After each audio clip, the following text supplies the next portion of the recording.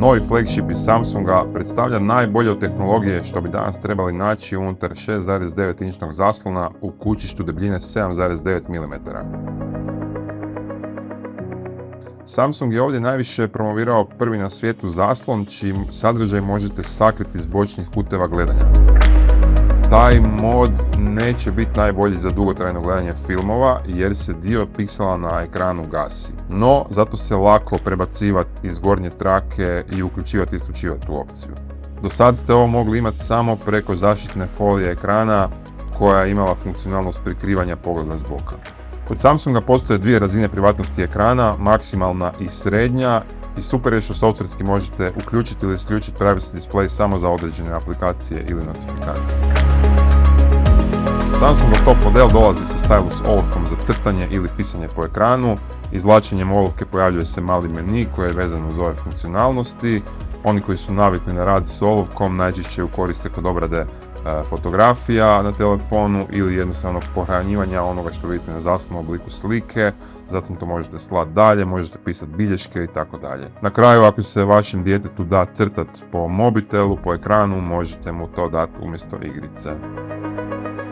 S26 Ultra je nešto zaobljeniji na rubovima od prethodnika, ali ovo je veliki telefon na što morate biti spremni prilikom kupnje svakog flagshipa. U suprotnom bolje odabrati manji S26 ili S26 Plus model. Kako god, ekran ovdje ide do samih rubova, zaista izgleda prekrasno, sa osvježavanjem 120 Hz, nudi 500 ppi gustoće piksela i maksimalnih 2600 nita pri snažnom suncu. Nova dorada Android One UI 8.5 nudi neke nove AI funkcionalnosti. I na kraju tu su kamere koje su kod Samsunga vrlo napredne. Glavna 200 megapikselna, ima 1.4 otvor blende u standardnom 23 mm širokom formatu. Tu je telefoto 10 megapikselna, telefoto 50 megapikselna, dakle za dvije razine optičkog zooma, ultra široka 50 megapikselna kamera i prednja 12 megapikselna kamera.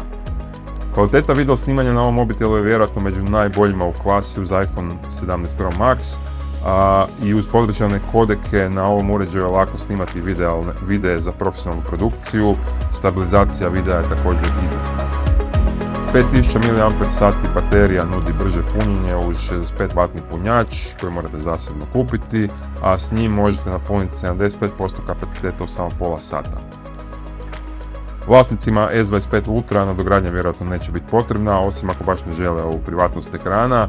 Meni najveća prednost naspram novog iPhonea je činjenica da Android ima brojeve na vrhu tikovnice, koliko god jednostavno bilo nerazumljivo zašto to na iPhoneu nema, i ovo je vjerojatno jedan od najboljih flagshipova na Androidu.